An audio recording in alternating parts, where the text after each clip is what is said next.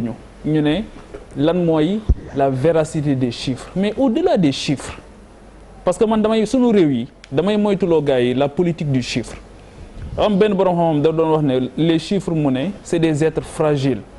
yoo xamante ni loo leen wax loo rek ñu wax ko c'est des êtres fragiles yoo xam loo leen wax loo ñu wax ko la réalité lan moo tax tey jii le président lui-même demande en conseil des ministres un rapport détaillé mais yemu ci keroog bi muy def discours am bi dane sax dañuy changer la stratégie. Oui, parce que y a les changements climatiques. d'accord oui.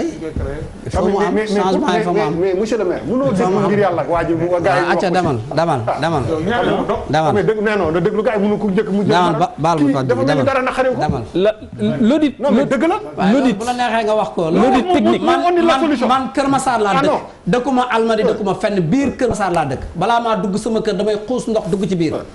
moi je le vis. loolu mooy le premier la politique du chiffre allons au-delà des chiffres loolu laay parce que à chaque fois le président lui-même ci biir campagne bi boo déggee ba ci prakas bi muy ceeb bi ba ci yu bari yoo xamante ni joxoon nañ ko ci ne c'est-à-dire que à chaque fois non il va pas continuer parce que vous n'arrêtez pas à chaque fois laissez-le parler après vous parlez à chaque fois moom ci boppam day dem ba ci yàgg mu revenir ndax chiffres yi nga xamante ni joxoon nañ ko parce que c'est des chiffres yoo xam la réalité dafay wane beneen mbir ne lii moom moo xew et c'est à tout point de vue donc man à chaque fois damay bëgg ñu dem au-delà des chiffres et qu'on aille aussi au-delà de Dakar on parle de Keur Massar mais parlons de Enampor parlons aujourd'hui de Diouloulou parlons de partout dans le Sénégal on vit les situations difficiles fii on a les médias et que bu ñuy wax ne Sénégal dafa mel ni réglé woon nañ les inondations entre 2010 entre ci moment bi ak bële mais bu leen fàtte ne aussi la fin de règne de Abdoulaye Wade les opposants d'alors mais ils avaient un budget de communication boo xam c'était un budget de guerre aussi la capacité qu'ils avaient pour mettre les projecteurs sur les défaillances de Wade ak li nga xamante ni régime boobu nga xamante ni lajjam yi lu ci bari mais régime bi am nañ ci chance bu bari ci côté boobu ci loo xamante ni war nañ ko wane tey jii par exemple on parlera de Kër Alaaji Pathé peut-être si tu veux léegi boo jëlee li tax au-delà du rapport détaillé le président il faut qu'on aille vers un audit parce que audit bi rek moo ñuy permettre ñu xam la valeur réelle des travaux l'audit technique ñu xam la valeur réelle des travaux parce que le président ne demande pas un rapport détaillé par hasard bien sûr. donc loolu ça n'a rien à voir avec le maire. yaa ngi dégg ça n'a rien à voir avec vous yow compte yi nga am da ngay dem nga régler ko ak population yi. ça n'a rien à voir. ñun li ñuy wax mooy le plan décennal. bu fekkee ne nag booy wut mairie bu fekkee booy wut mairie da ngay dig nit ñi ne yow yaay régler inondation te amoo moyen yooyu après loolu beneen problème la.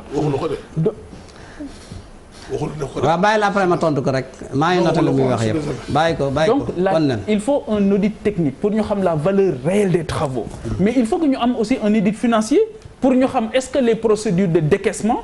ont été effectivement respectées ak l'effectivité aussi ci budget bi nga xamante ni waxoon nañ ne dinañ ko utiliser et si on avait la gestion axée sur les résultats bi nga xamante ni aussi moom la ñuy vanter depuis 2012 bien sûr que ñi fi nekkoon doon nañ ko wax mais le président Macky Sall daf ci jëloon ay engagements yu ferme une gestion axée sur les résultats on n'attend pas 8 ans pour demander un rapport détaillé leneen li nga xamante ni bëgg naa ko wax aussi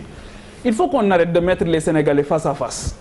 di wax ne ñii ñoo contre ñii ñoo nekk pour dans cette affaire-là ce qui nous intéresse mooy la vérité c'est ce qui intéresse aujourd'hui tous les Sénégalais yi nga xamante bul jàpp ne opposant moo war a wax ak ki nekk au pouvoir mais les autres Sénégalais qui ne se reconnaissent pas dans ces partis qui ne se reconnaissent dans aucun carcan mais ils ont la possibilité de dire et li tax ma koy wax mooy remercions aujourd'hui le Seigneur d'avoir ci sunu dëkk ay xale yu ndaw yoo xamante ni tey mënoon nañu nekk ci leneen mais ils ont un engagement ils s'intéressent à la gestion de la chose publique ñi kenn du leen reetaan da nga leen di encourager féliciter leen ne leen nekk leen vigie populaire au nom du budget participatif aujourd'hui et de l'élaboration des politiques publiques mais jeunes yi dañ ci am rôle bu mag boo xamante ni dañ ko war a jouer saytu ko parce que en réalité il s'agit de leur avenir seen ëllëg la ñii yor tey jii seen ëllëg ñoom jeex na dañuy liggéey pour ñii donc loolu aussi il faut que ñu bàyyi xastante bi ñu nawlonte respecter kenn ku ci nekk son niveau d'engagement c'est important. Charles. Non, Charles, c'est Charles qui a la parole. Bon. Même Pape Djibril, je suis pas d'accord avec toi booy wax chiffres yi. yaa ngi wax sànq le Seigneur il a créé la terre en 6 jours il s'est reposé le 7e jour il y a la puissance du verbe et les chiffres. boo duggee téere ak fop chiffre day feeñ. Sourate 6. waaw dafa am loo xamante ne. Sénégalais yi dañ koy jël di ko jox pouvoir. Depuis 2012 pour ce qui concerne le président de la République wax naa ko fi sànq chaque année ñu am lu ñuy jël di ko jox. nga dajale ko sur 8 ans je vous ai dit que ça fait 25 000 milliards.